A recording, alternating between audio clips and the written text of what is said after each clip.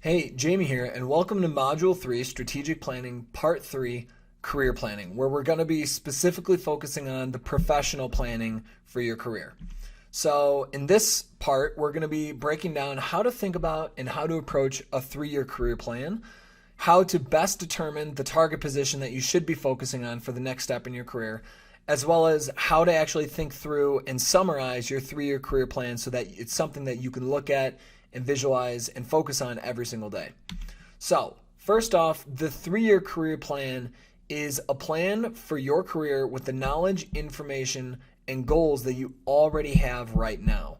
So, one of the biggest difficulties that people have when trying to create a 3-year plan is they say, well, I don't have all the information. You're never going to have all of the information in the beginning. Where you are right now, I can guarantee you don't have all the information. None of us ever have all of the information. And so that stops most people. And so what you want to do is accept the fact that you don't have all the information, but still do your best right now in the moment to do your best to create that 3-year career plan. And I know it's going to be difficult, and I'll show you it. But make sure you keep that in your mind that I don't have all the information. That's okay. I need to use the information and the knowledge that I have right now and the goals that I have in order to do my best to create the initial plan. So in the initial plan, you're going to have, similar to how we thought about the life goals, and as we talked about in part 2, the strategic planning for both life and career longer term, the 3-year career plan is again going to be focused on reverse engineering. So we're going to set the target for 3 years first. That's where you're starting. Step 1 is define where is your career 3 years from now. And then what we're going to have to do is fill in the blanks between what is required in the meantime, so over the next 36 months, in order to get you to that point 3 years from now. And over these 3 years, there's going to be a lot that you're going to have to do, and it's going to be including personal development, specific achievements or strategic actions or moves that you know that you're going to have to take. And sometimes that might just be an internal negotiation, a negotiation for a raise or a promotion or the ability to lead a team or to take on a new project or to lead a client engagement, something. But you're going to have to be the one to initiate that. As well as networking. People are your greatest asset. People will always be the ones that will open new opportunities for you. So then the third part is figuring out, all right, once I know where I want to be in 3 years, I know that over the coming 3 years, I'm going to have to do things in order to get there. Well, then the next question becomes, where do I need to start? And that's how you want to think about the target position right now. The next career move that you're focused on, that's going to be starting point. So how do you go about choosing that target position? And that's kind of the hardest part. So if you remember from Module 1, we had talked about how to think through a mission or a purpose within your career and how to align yourself with something that you personally care about. You can think about, talk about, read about, and ponder, and it's not work. It's not painful for you. It's something you actually enjoy. And then you took that and you came up with a mission, a deliberate purpose. You created that statement, and then you found target companies that are working on that purpose, that align with your focus as well. Well, within that company, if the company is the boat, you then need to decide, all right, what am I doing on the boat? Well, that's where the target position, how do you go about making that decision? Because even within accounting, there's different roles in accounting. Within finance, there's different roles in finance, etc. So when you're thinking through a target position, if you're early or mid-career, and typically I define early to mid-career as you're below a director level. So even I'm thinking finance. Even people who are managers should be prioritizing in this fashion. Now, if you're very senior in your career, and I have worked with several people who are, say, in their 50s, and they're like, look, I just want to do something that I thoroughly enjoy and I love, while at the same time, I want to make a lot of money. So in that case, if you are someone who's very senior in your career, maybe this is not the direct 1, 2, 3 that you should focus on, because if you are very senior in your career, maybe compensation, work-life balance, maybe compensation is a driving because you don't plan on focusing that much on the long-term growth because maybe you're only working for an additional 5 years or so or 10 years or so.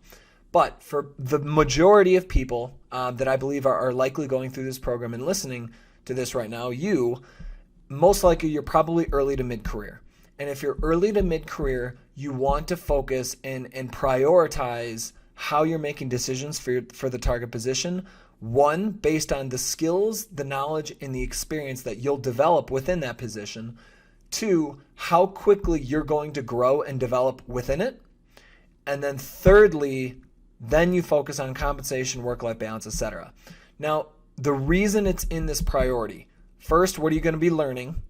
Two, how quickly are you going to be learning that? And then three, pretty much everything else. If you think back to Module 1, when we talked about the value you bring to the marketplace is entirely based on your personal value, your information value, and how quickly you compound your skills, knowledge, and experiences and become more valuable to the marketplace. Well, if you're not growing and you're not developing needed skills, knowledge, and experiences that you need later on for your career, you're stuck. You're stuck at that technical skill ceiling. And a lot of people will make decisions based on compensation just to end up shooting themselves in the foot, and then they get stuck. So when you're making a decision for the target position, focus on one, what skills, knowledge, and experience will I need? And I'm absolutely certain I need these skills, the knowledge, whether it's industry knowledge or technical knowledge, or even, for example, management knowledge, being able to lead a team. Focus on that first. Second, speed. So how much opportunity will you get to develop yourself? And then everything else. So target position, it must align with your 3-year career plan. So when you're going through this program, that is the point of this program is not only to help you personally in your personal life and transform the mindset in your personal performance, but to ultimately advance your life in your career to help you grow professionally, make more money, and get you into that target position, that next step in your career. So we are going to be focusing on the personal branding, the networking, the personal development, interview negotiation, and then we'll also talk about accelerated advancement and financial freedom. But after you're in that target position, you're going to have, call it 24 to 36 months, that you're going to need to know, what am I doing in my career? And the avenues that you're going to be developing yourself and being able to learn and take action are primarily threefold. So you're going to have your mentors and who you're modeling for success. Two, the actual people and the professionals that you're reaching out to, building relationships with, learning from them, but then also developing yourself, your skills, your knowledge, your experiences on your own time outside of the workplace. Again, remember the Jim Rohn quote, work harder on yourself than you do on your job. You should always be educating yourself and always advancing your own knowledge, skills, and experiences. But then three, advancing your career, which is strategic opportunity and negotiation. So we'll talk about the opportunity taking and negotiation later on. But so when you create your career plan, it's going to be something that you continuously update. Think of it as like a living document. You're always revising, reviewing, and improving this thing. Because again, as you continuously move forward in your career, as you build more relationships, as you develop yourself, and as you start to make more progress, you're going to get a lot more information. And so with that information, you're continuously improving your career plan. So what your summary is going to look like is this. So to walk you through this, you're going to start with the 3 years out. So where do I want my career 3 years from now? And then working backwards, you're going to ask, all right, well, where do I want my career 2 years from now or 24 months from now? Where do I want my career 12 months from now? And where is my target position? So before I start explaining how to think through this and how to use this, the one thing I do want to point out too is your purpose or the mission statement that you've created for yourself, it may not be something that you can immediately jump into right now. That may not be your target position. I don't know. And so where an example that I'll use is I've worked with several people that wanted to go into investment banking or management consulting. Now, they knew that those two positions were not what their long-term purpose was. But they believed that by taking those positions and working within either banking or consulting for 1 to 2 years, that they would be building the skills, knowledge, and experiences at a very fast rate that they need in order to advance their career later on and get to ultimately the position that they want within 3 years. In that case, it works. So their target position doesn't start with their purpose, with their mission, but they know that in 3 years, that's where they are. And so they reversed engineered and said, all right, I need to start with banking and then move forward 2 years, or start with consulting, do that for 2 years. And then that third year, I'm focusing, developing, and transitioning into that purpose-based role, that mission, that fulfilling career path. So this is totally up to you, wherever you are in your career, whether you do want to focus on milestone positions. That's kind of what I call banking, consulting, unless someone sees that as the long-term career. Most people don't. But if they do see themselves leaving those industries to pursue something else, they're milestone positions. They're strategic positions that will get them to where they want to be. Okay, so with that out there, so first thing you're going to put in is, where do you want your career? 3 years, 2 years, 1 year, and then ultimately, where do you believe you need to start? And then what you want to do is start doing your best to reverse backwards through these 3 blocks. So the 3 blocks are 1, strategic actions, 2, personal development, and 3, networking. These are the 3 main focus points that you will always be exerting energy on, and you're always focusing on. So let's say that in 3 years, you see yourself in a management position. Well, in order to get into a management position 3 years from now, you're going to have to start doing a lot of things beforehand. Your manager at the time is 3 years from now is not going to wake up one day and say, hey, I believe you're a manager, let's promote you. There has to be a lot of effort on your end in order to get your manager, in order to see that and believe it and have the confidence in you to promote you into a management position. So 3 years from now, if that's where you want to be, you're going to need to figure out, well, within the 12 months before that's where I want to be, what am I focused on? Well, networking wise, you're going to need to start building relationships with people who are managers, because as you build those relationships, you're going to be able to ask a lot of questions. Hey, what should I be focusing on? What skills should I be developing? Who else do I need to be building relationships with? What opportunities do you think would be good for me to pursue over the next 12 months in order to best set myself up in order to become a manager at the end of the year? So who you build relationships with is going to massively affect what happens within these 12 months and whether or not you're seen as someone who could become a manager at the end of the third year. And then in terms of personal development, what skills and knowledge do you need to be building, or what experiences or projects must you lead to get your manager to believe at the end of 3 years that, okay, this is someone who could be a manager? And then similarly, what actions do you need to be taking? And the way that I think about it is, anything that you want, you need to play the part. You need to act like that before you actually get it. Giving, you always give before you receive.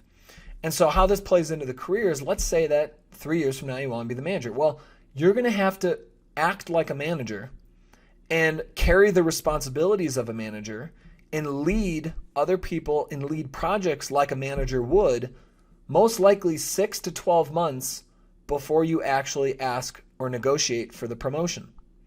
Because you need to prove yourself before someone will ever give you responsibility.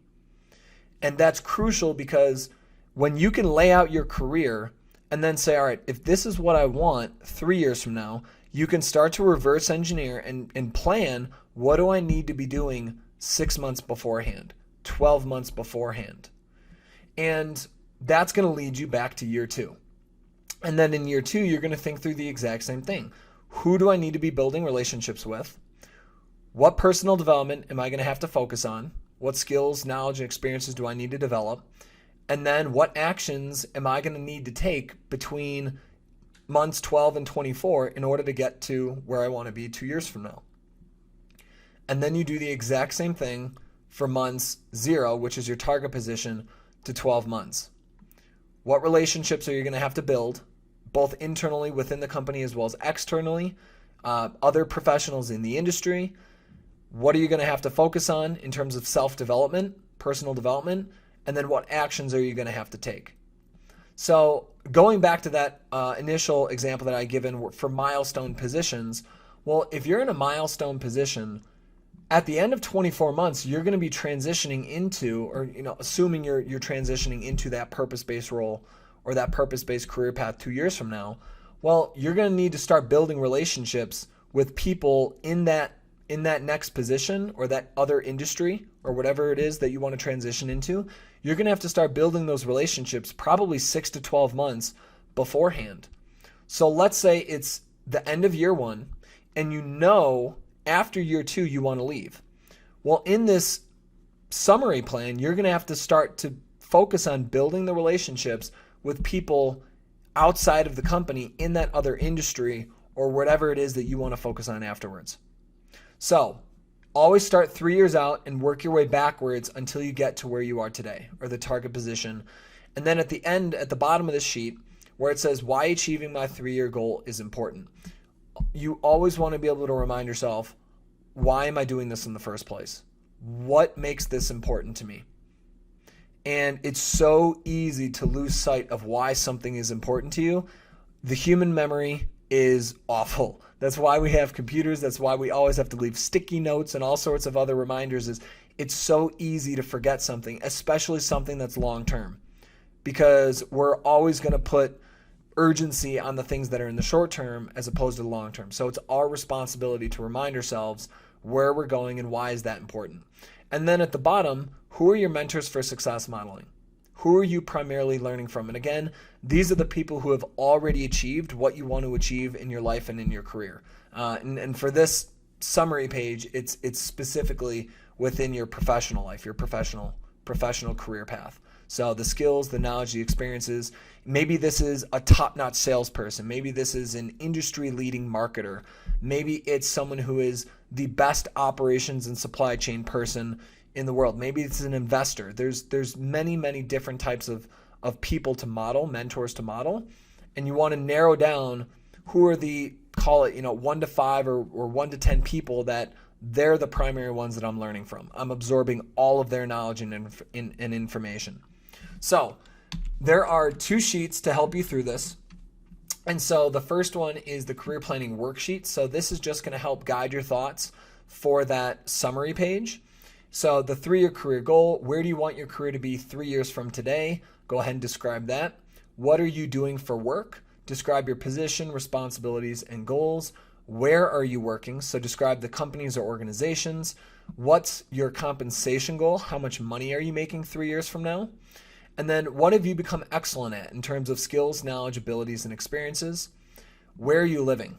What's your work and lifestyle look like? And this is important because that's where the 3-year career will intertwine with your life, with what are your personal goals. And that's going to massively define what city are you living in, what's your lifestyle, etc. So then strategy for achieving the 3-year career goal.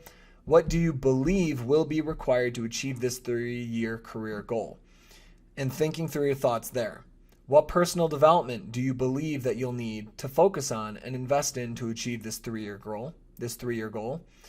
And what additional career moves or steps do you believe will be necessary before you can achieve this 3-year career goal? Who has already achieved your 3-year career goal whom you can build relationships with? Describe who these people are, where you can find them, and how you can reach out to them. So the idea behind this is there's always someone who's years ahead of you and has already achieved things. So we talked about the mentors being someone who's 10, 20, 30, 40, 50 years ahead of you, and they've achieved massive success, and they're titans. But then there's also going to be people who are, 1 year ahead of you, 2 years ahead of you, 3 years ahead of you. They're still super useful. They're still people worth building relationships with and learning from because they're going to be the ones still in the weeds with you. And they can tell you the plan in the short term. What's step 1? What's step 2? Etc. So if that means that you're transitioning or networking into a company or a specific industry or a type of position or something further on down the road, you can reach out and network with people who are already doing that or have done it in the past and learn directly from them how they did it. Again, that saves you God knows how many hours of research and stress trying to figure everything out for yourself. And then who are your mentors? So highly regarded and successful people that you'll follow, learn from, and model their success. And then this is just a reminder at the end that the target position, assuming you're early to mid-career, how you want to be prioritizing decisions for your career is one, the skills, the knowledge, and the experience that you're going to be learning within that target position. Two, the growth rate and how quickly you're going to be developing yourself within those skills and knowledge areas. And then after you've taken those two into consideration, then you want to focus on any other variables. So compensation, work-life balance, etc. Now, of course, too, if the work-life balance, the only, disclaimer there is there are industries, for example, banking. If you're not okay with working 80 to 100 hours in banking, that's a big consideration to take into part, because some people just don't want that. Some people can't handle it. That's okay, but you need to understand that. But for the most part, most people are not going into banking or that sort of industry. So again, focus on skills, knowledge, experience, the growth rate that how quickly you'll be accelerating yourself, and everything thereafter. And one example of that I think is a really good story was there was someone that I was working with who was given and they were about 4 years out of college. So I would still bucket that as early career. And he was given 3 different offers. So he interviewed, went through processes, and had 3 offers. 2 of them were specifically what he wanted. And he knew that he would be learning the skills, the knowledge, and the experience within these 2 positions. But then he had a 3rd position. And these first 2 positions were offering a good salary as well as a good bonus based on that position and what was to be expected. Now, the 3rd offer offered 25% more compensation. And that was a lot of money to him. And he still had student loans. He still had a lot of considerations about what he would be able to use that money for. Now, I didn't tell him what to do, but I simply reminded him and asked questions. What is most important to you in life? What is most important to you in your career? Where do you want your career to be 3 years from now? And he knew, deep inside, he knew that if he took that 3rd offer, it would not lead him to where he wanted to be. And so it was a really tough pill to swallow, and I felt for him, because it's so hard to turn down the money sometimes. But for him, the experience, especially so early in his career, only 4 years out, literally one of the things I reminded him is you have 20 to 30 more years to work if you choose to. And right now, that 25% seems like a lot, but is it worth derailing what you want to achieve in your career over the next 10 years, 20 years, because you're willing to shoot for that money just this year? So always take into consideration and always remain focused on what is my long term? Where am I taking my life? And always make decisions based on that long term in the short term. So after you've gone through this first worksheet, then the second is the summary sheet. So I've already kind of walked through this and explained this. And in terms of editing this, I do recommend, save this down so that you can edit this in either Google Slides or PowerPoint. I have found sometimes it's easier to just download it and edit in PowerPoint.